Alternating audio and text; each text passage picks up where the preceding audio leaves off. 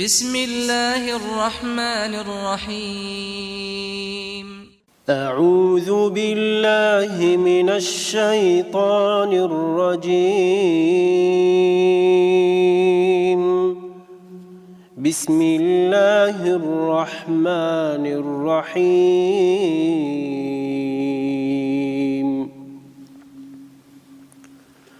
ما ننسخ من آية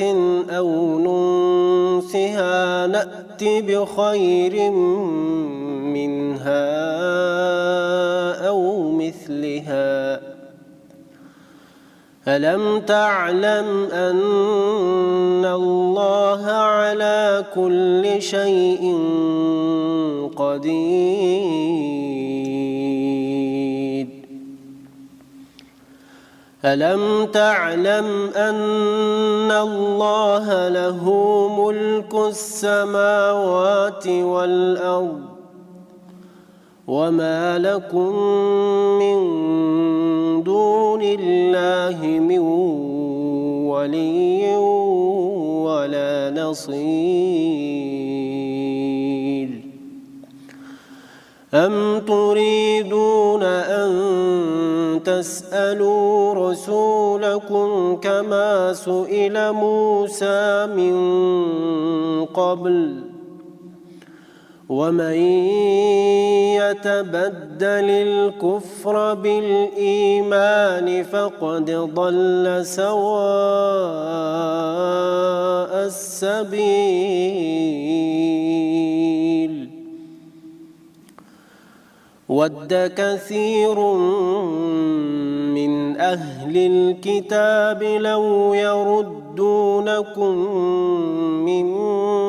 بعد إيمانكم كفارا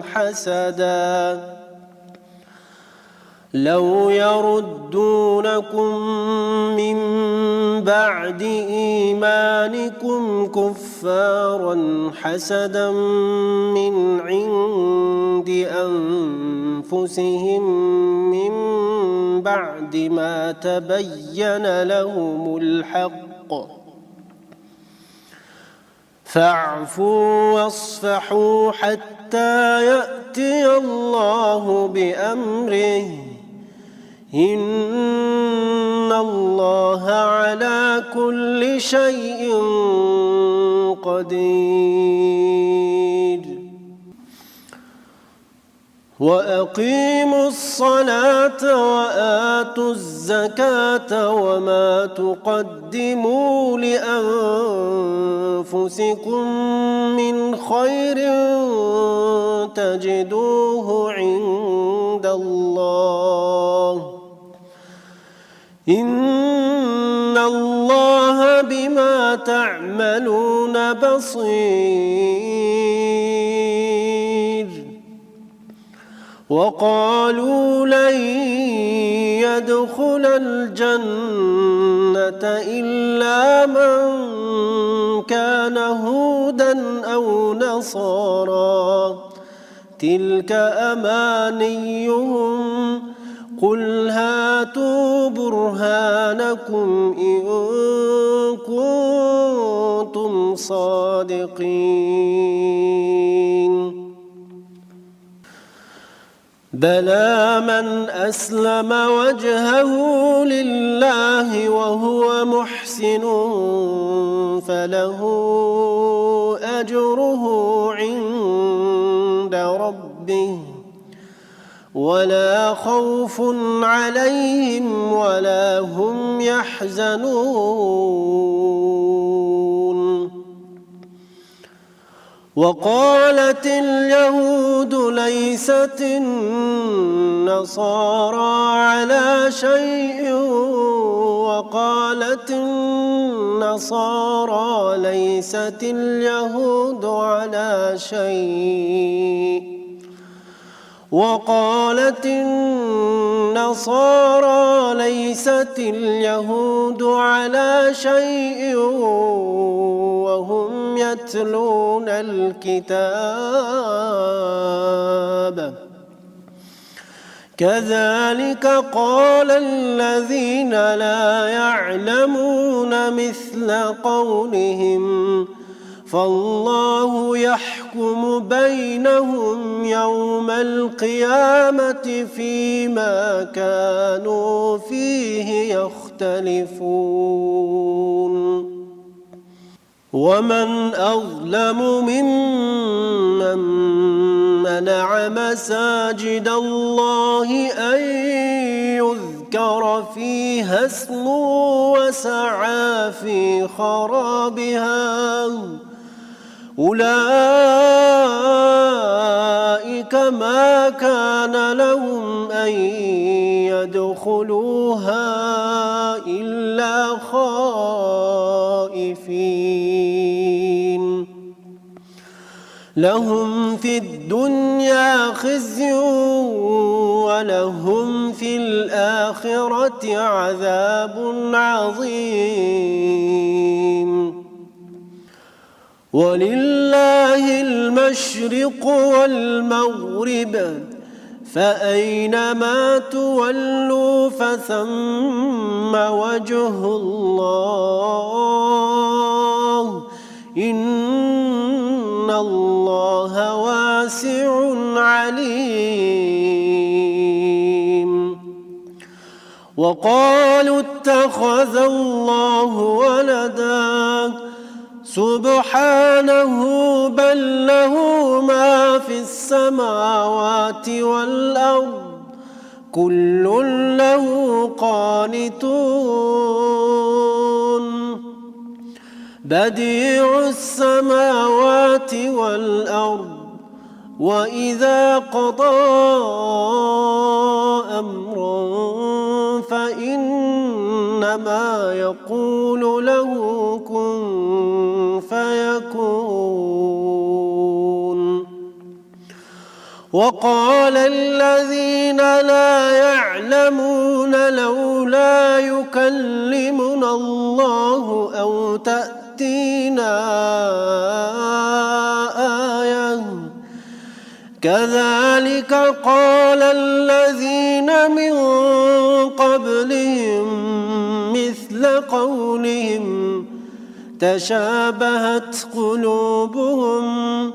قد بينا الآيات لقوم يوقنون إنا أرسلناك بالحق بشيرا ونذيرا ولا تسأل عن أصحاب الجحيم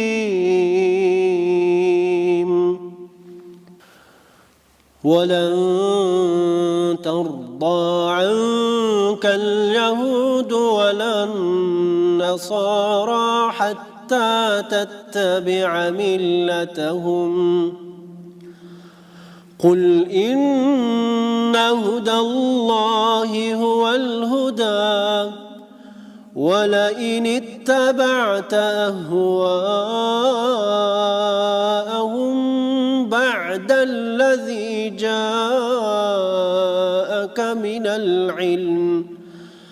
بعد الذي جاءك من العلم ما لك من الله من ولي ولا نصير الذين آتيناهم الكتاب يتلونه حق تلاوته أولئك يؤمنون به ومن يكفر به فأولئك هم الخاسرون يا بني إسرائيل اذكروا نعمتي التي أنعمت عليكم وأني فضلتكم على العالمين واتقوا يوما لا تجزي نفس عن نفس شيئا ولا يقبل منها عدل ولا تنفعها شفاعة ولا هم ينصرون. وإذ ابتلى إبراهيم ربه بكلمات فأتمهن قال إني جاعلك للناس إماما قال ومن ذريتي قال لا ينال عهد الظالمين. وإذ جعلنا البيت مثابة للناس وأمنا واتخذوا من مقام إبراهيم مصلى وعهدنا إلى إبراهيم وإسماعيل أن طهر بيتي للطائفين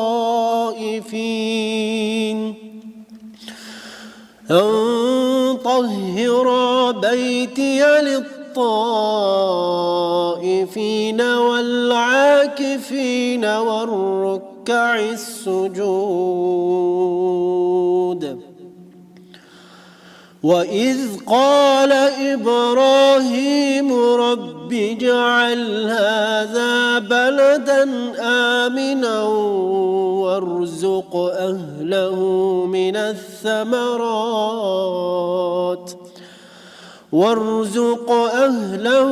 من الثمرات من آمن منهم بالله واليوم الآخر قال ومن كفر فأمتعه قليلا ثم أضطره إلى عذاب النار وبئس المصير.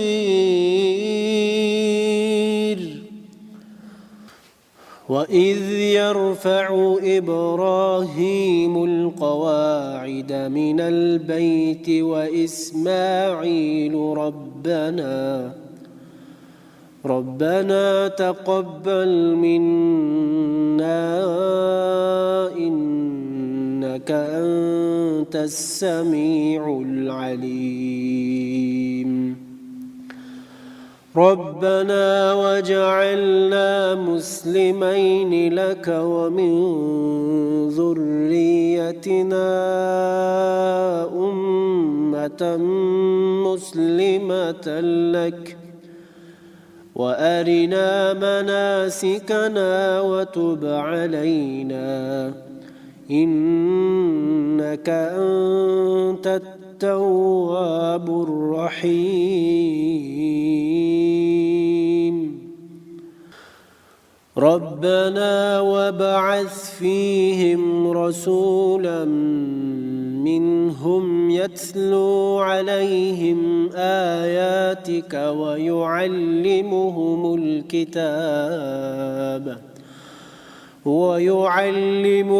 الكتاب والحكمة ويزكيهم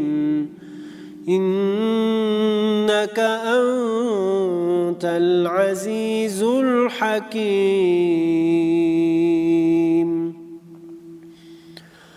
ومن يرغب عن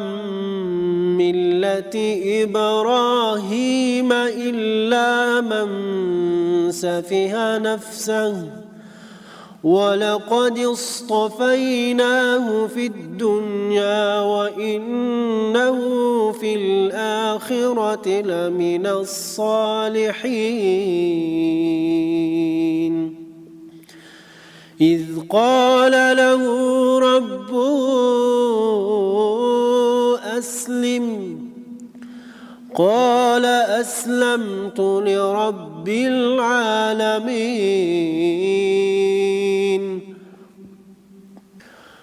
ووصى بها إبراهيم بنيه ويعقوب يا بني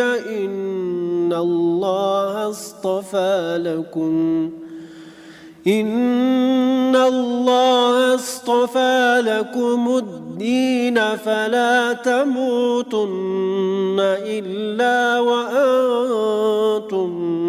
مسلمون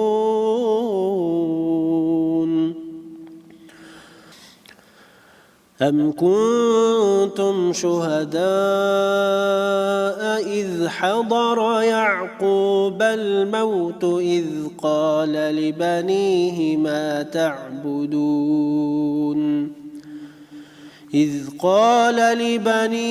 ما تعبدون من بعدي قالوا نعبد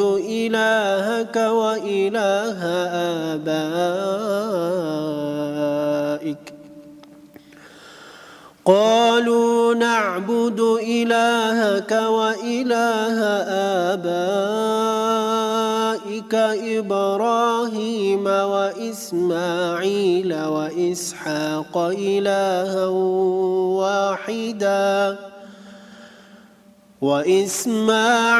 وإسحاق إلها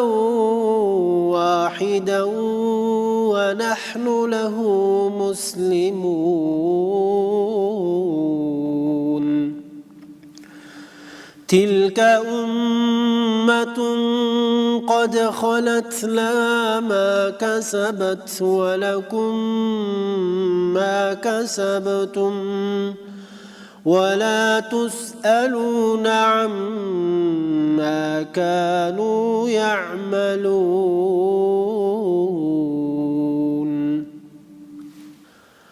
وقالوا كونوا هودا أو نصارى تهتدوا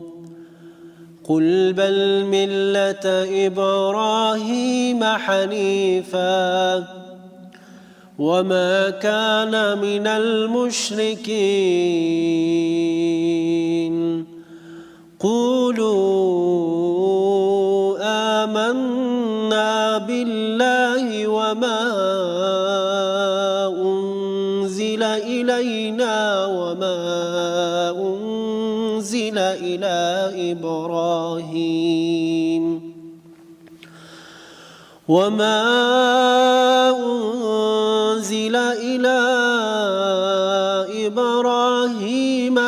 وإسماعيل وإسحاق ويعقوب والأسباط وما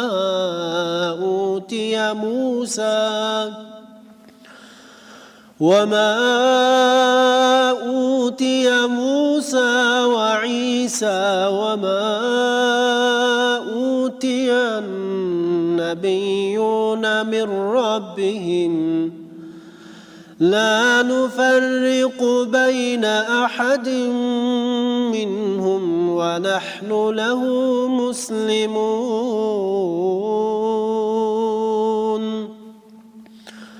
فإن آمنوا بمثل ما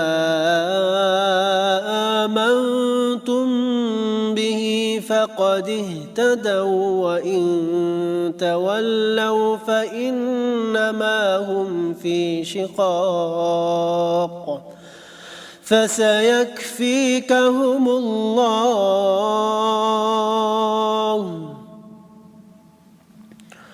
وهو السميع العليم صبغة الله ومن أحسن من الله صبغة ونحن له عابدون قل أتحاجوننا في الله وهو ربنا ولنا أعمالنا ولكم أعمالكم ونحن له مخلصون أم تقولون إن إبراهيم وإسماعيل وإسحاق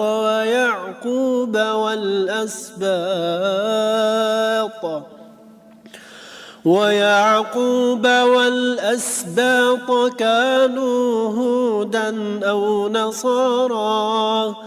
قل أأنتم أعلم أم الله ومن أظلم ممن كتم شهادة عنده من الله وما الله بغافل عما تعملون تلك أمة قد خلت لها ما كسبت ولكم ما كسبتم ولا تسألون عما كانوا يعملون سيقول السفهاء من الناس ما ولاهم عن قبلتهم التي كانوا عليها قل لله المشرق والمغرب يهدي من يشاء إلى صراط مستقيم وكذلك جعلناكم أمة وسطا لتكونوا شهداء على الناس ويكون الرسول عليكم شهيدا وما جعلنا القبلة التي كنت عليها إلا لنعلم من يتبع الرسول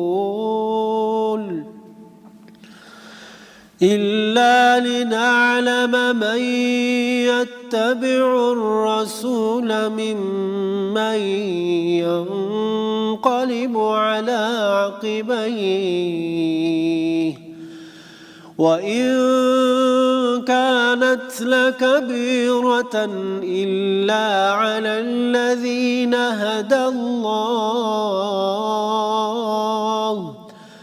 وما كان الله ليضيع إيمانكم إن الله بالناس لرؤوف رحيم قد نرى تقلب وجهك في السماء فلنولينك قبلة ترضاها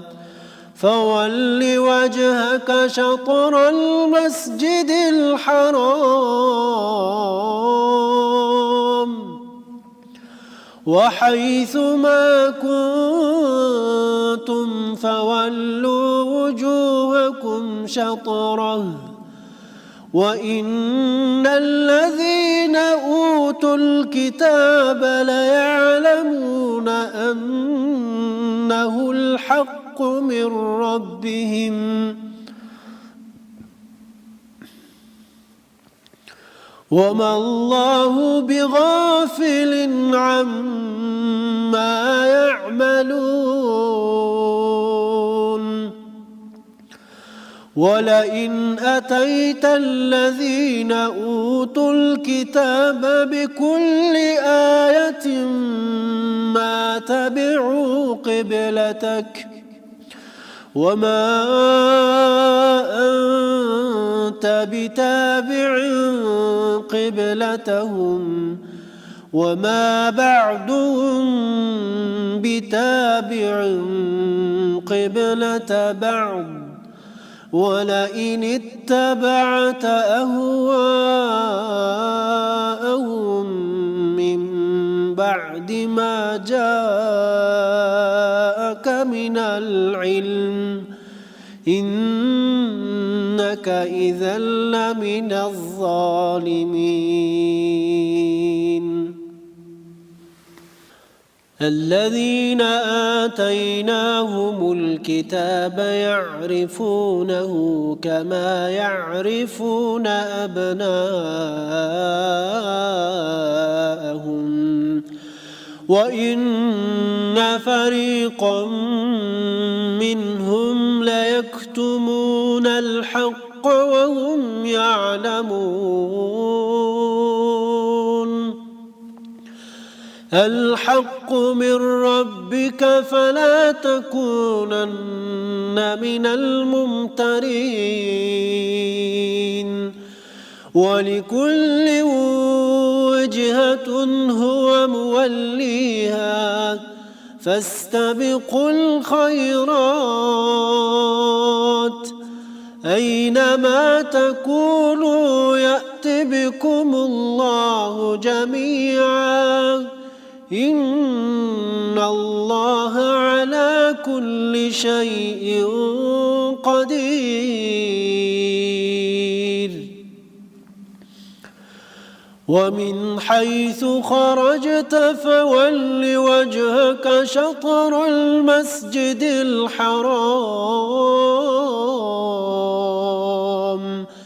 وإنه للحق من ربك وما الله بغافل عما تعملون. ومن حيث خرجت فول وجهك شطر المسجد الحرام وحيث ما كنتم فولوا وجوهكم شطره لئلا يكون للناس عليكم حجة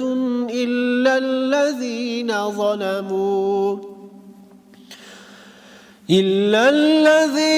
ظلموا منهم فلا تخشوهم واخشوني ولأتم نعمتي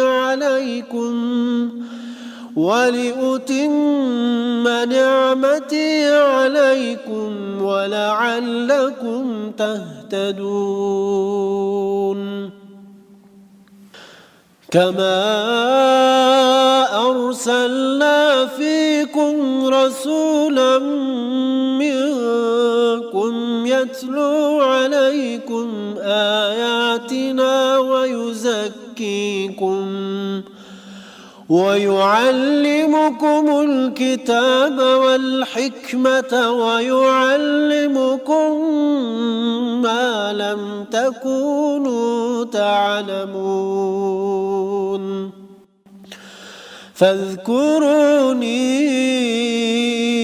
أذكركم واشكروا لي ولا تكفرون. يا أيها الذين آمنوا استعينوا بالصبر والصلاة إن الله مع الصابرين. ولا تقولوا لمن يقتل في سبيل الله أموات بل أحياء ولكن لا تشعرون.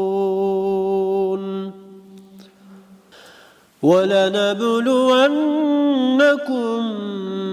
بشيء من الخوف والجوع ونقص من الأموال ونقص من الأموال والأنفس والثمرات وبشر الصابرين الذين إذا أصابتهم مصيبة قالوا إنا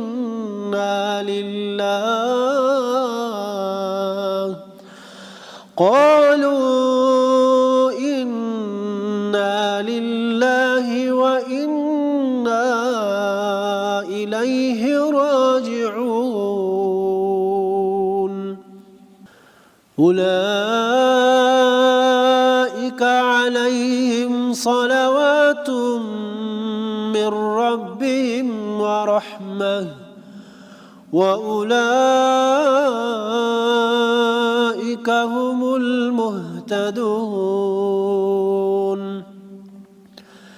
إن الصفا والمروة من شعائر الله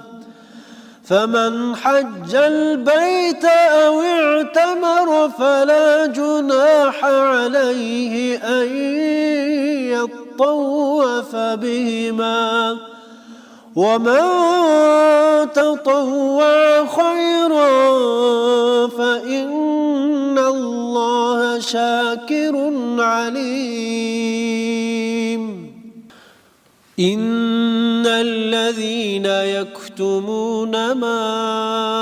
أنزلنا من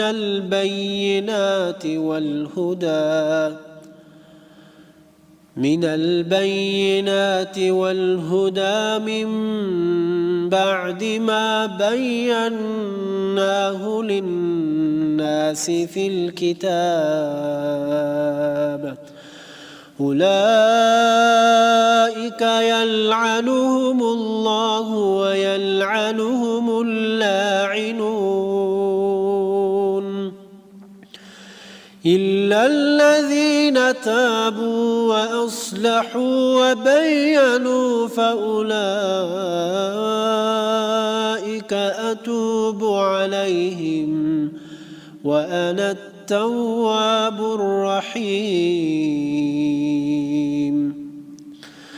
إن الذين كفروا وماتوا وهم كفار أولئك عليهم لعنة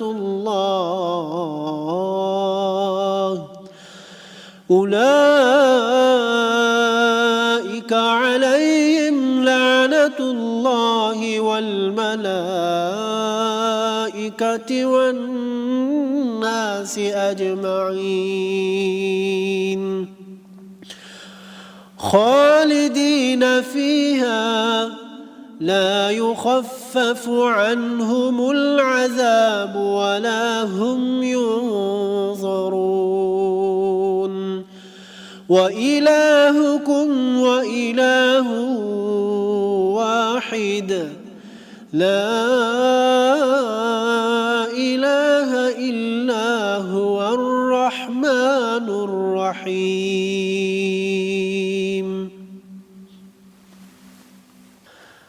إن في خلق السماوات والأرض واختلاف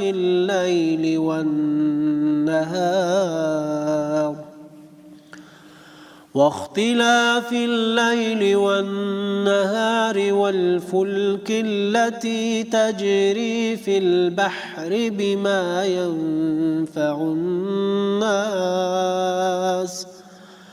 وما أنزل الله من السماء ماء فأحيا به الأرض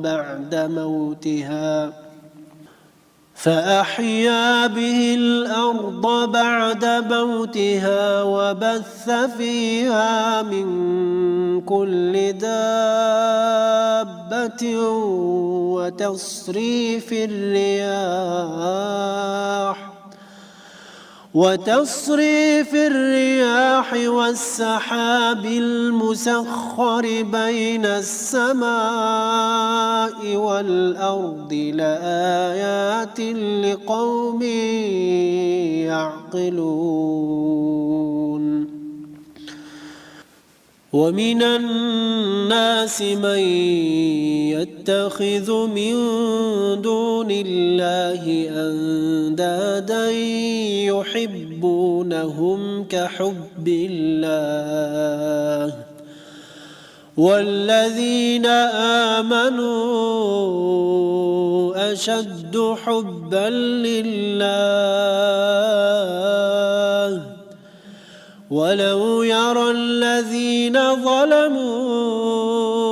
إذ يرون العذاب أن القوة لله جميعا وأن الله شديد العذاب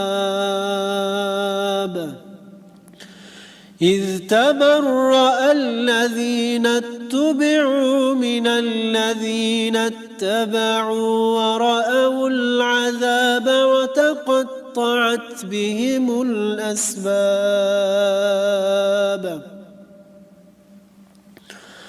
وقال الذين اتبعوا لو أن لنا كرة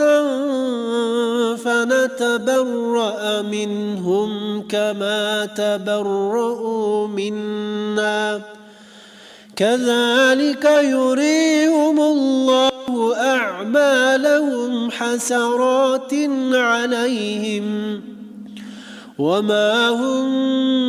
بخارجين من النار يا أيها الناس كلوا مما في الأرض حلالا طيبا ولا تتبعوا خطوات الشيطان إنه لكم عدو مبين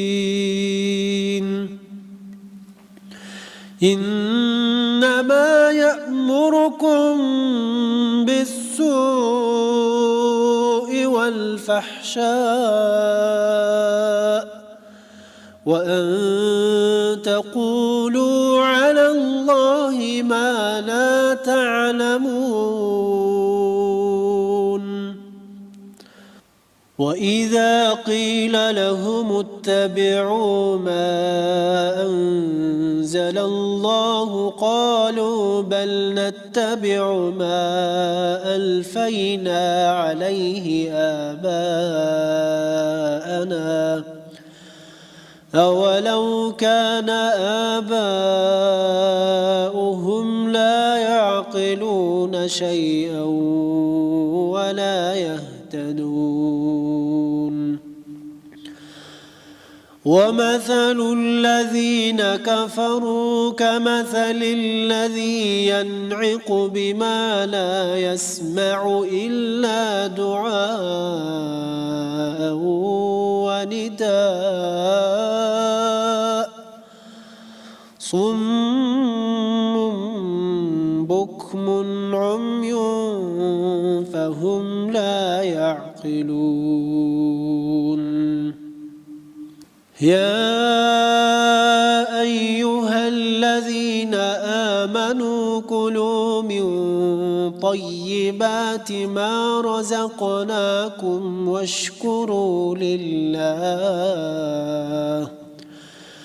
واشكروا لله إن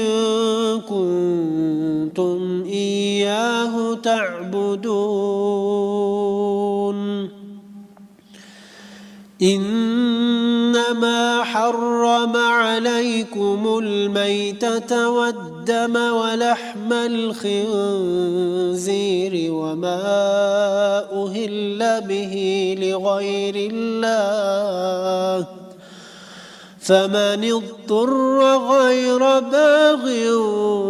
ولا عاد فلا إثم عليه إن الله غفور رحيم إن الذين يكتمون ما أنزل الله من الكتاب ويشترون به ثمنا قليلا أولئك ما يأكلون في بطونهم إلا النار ولا يكلمهم الله يوم